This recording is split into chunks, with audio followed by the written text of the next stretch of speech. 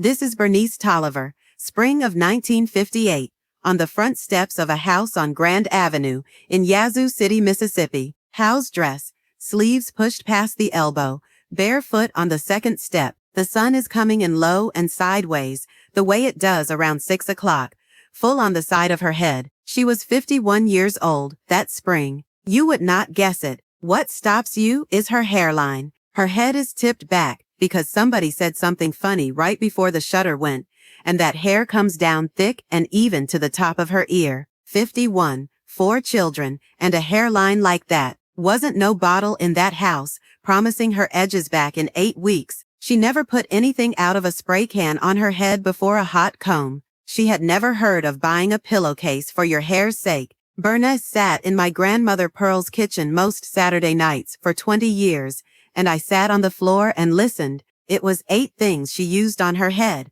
and I can name every one. A tin of pressing grease, a bottle of castor oil out the drugstore, a bar of soap, a hard rubber comb with the teeth set wide, a hot comb, a square of brown paper tore off a grocery sack, a pair of shears, and that scarf, which didn't come from any store because her mother cut it out of a slip that had wore through at the hem. All 8 together didn't come to $3. She had half of them longer than I have been alive, and not one of them said on the outside what it was for. Nobody sat Bernice down and taught her that. It got passed the way a pound cake got passed, which is a woman showing you with her hands while she is already doing it, and you were expected to watch. No reasons given. This is how it is done. Now you know it. Go on. So a woman could keep a rule 60 years and never once be told what the rule was for. Bernice couldn't have told you why the scarf mattered. She just never went to bed without it. Her hair did the same either way. Then the advertising came.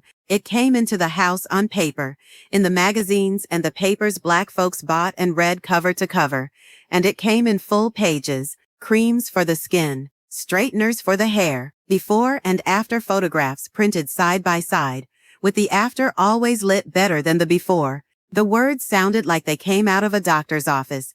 Words like fade and correct and improve. And underneath all of it was one message said 100 ways. And the message was that what you already had was not enough. Now listen, they did not offer that woman a better result than she was getting at home. They offered her doubt. And a woman made to doubt what she has will go buy what she is sold and buy it again next month, because doubt don't stay bought. Wasn't no meeting. Wasn't no memo. Advertising costs money and doubt makes money.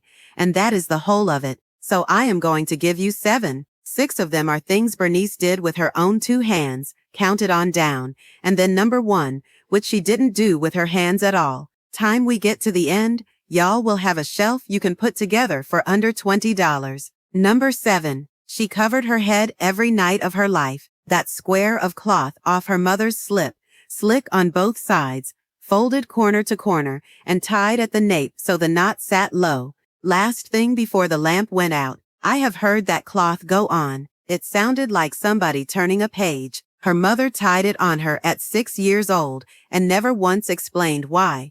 Here is why it works. A cotton pillowcase pulls water out of hair all night, and cotton has a rough face on it, so every time she turned over, that case dragged across every hair and lifted the scales up. 8 hours a night, every night. That hair dry, and dry hair break. The scarf cost her nothing. New ones went for $0.25 at the dime store. Price a satin bonnet or a silk pillowcase today, and you are looking at $15 to $60. She tied cloth on her head every night for 50 years, and the hair stayed on her head. This next one costs nothing either, and it is 10 minutes most women rush straight through. Number 6. She never put a comb in her hair from the top. She damped it down with water, and a little grease worked through her palms, then took that wide comb and started at the very ends, an inch or 2 at a time, working up toward the scalp. She did it sitting down, always sitting down, and never hurried it. Pearl showed her that in the 30s and told her nothing except do it that way. Here is a thing you will not hear from anybody with something to sell. Start at the scalp and pull down, and you gather every tangle into one knot at the bottom.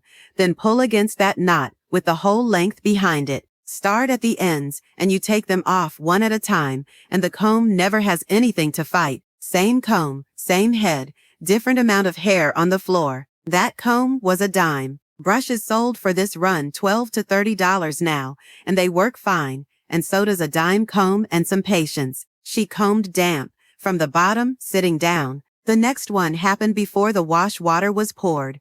Number 5. She oiled her head before the soap ever touched it. Friday evening she parted her hair off and ran castor oil down the length with her fingers, enough that it felt heavy, and let it sit overnight. Saturday she washed. Pearl had a system for parting a head that I am not getting into tonight. Her mother did it that way, and Pearl did, and don't nobody ever call it a treatment. Here is what she was told, and here is what was happening. They said the oil fed the hair. It does not. Hair is dead protein from the minute it clears the scalp, and nothing in it eats. What the oil did was sit on the outside, so the soap had something else to take hold of, and the shaft took on less water, and didn't swell so much while wet. Hair that swells and shrinks gets weak. Wrong reason. Right practice. 4 ounces of castor oil ran 35 cents. It is a whole aisle now, sold as pre-wash treatments, $15 to $35 a jar. She greased her head, waited, and washed. The next one lived behind her stove. Number 4. She never put a hot comb to a head till she had scorched a piece of paper with it. The comb sat in the eye of the stove till it was ready, and before it went near anybody she laid it on that grocery sack square and counted. Browned slow. It was right. Went dark quick or smoked. It went back on the towel, and everybody waited. Every woman I watched press hair did the same, and not one could have named a number in degrees. Here is the part that gets people. A hot comb has no dial and no way to tell you how hot it has got, and hair has water inside the shaft. Get it too hot, and that water turns to steam and blows a bubble in the shaft, and that spot is broke from then on. Paper scorches below the heat that ruins hair. The paper was the dial. The paper came home, wrapped around the groceries. What they sell now is an iron with a digital readout, $80 to $200. She burned the paper before she touched the child. The next one most women are afraid to do themselves. Number 3. She cut her own ends 4 times a year. Every change of season she took the shears down, ran a section through her fingers till she felt where it went thin and rough, and off came a 1/4 inch. She called it dusting. Half an hour at the kitchen table, mirror propped on the sugar bowl. Her mother put the shears in her hand at 15. Everybody in that kitchen believed cutting the ends made hair grow. That is not so. The follicle don't know a thing about what you do 3 feet away from it. But here is what is so. A hair that splits at the tip keeps splitting on up the shaft, and by the time you get to it, you are cutting 2 inches instead of a 1/4. Her hair kept its length because she kept its ends. Shears cost $1 and lasted her life. A dusting in a salon chair runs $30 to $70 now, so women stretch it past a year and lose the 2 inches. She sat down 4 times a year and took off a 1/4 inch. The last one is the one I get asked about most. Number 2. She never let anything pull on her hairline. Whatever went on, that head started loose at the front. She set the back tight enough to hold, eased the temples till there was give, and at night the whole thing came down. No rubber band or tight roller ever went near her edges. Her mother gave her one line on it. Hair that hurts is hair that is leaving. Here is why she was right. And child, this one reaches near about every woman watching. The hair at the temple is finer and sits in a smaller follicle than the crown, and it will not take steady pulling. Pull on it a few hours and it aches. Pull on it every day for years, and that follicle gives out and quits, and past a point it does not start back. It goes back a 1/4 inch at a time. Easing a braid cost nothing. It is serums for edges now, $20 to $60 a bottle, and the honest ones tell you they cannot open a follicle that has closed. She wore her front loose for 51 years. You saw the photograph, which brings me to number 1. Number 1 is not a thing Bernice did. It is a thing she refused to believe. You have to understand what was coming at her. Open the magazines and the papers black folks were reading in the 40s and the 50s, and you will find them full of it. Bleaching creams sold by the jar, with before and after pictures set side by side. Some had mercury in them, put in on purpose, and mercury got banned out of cosmetics later on.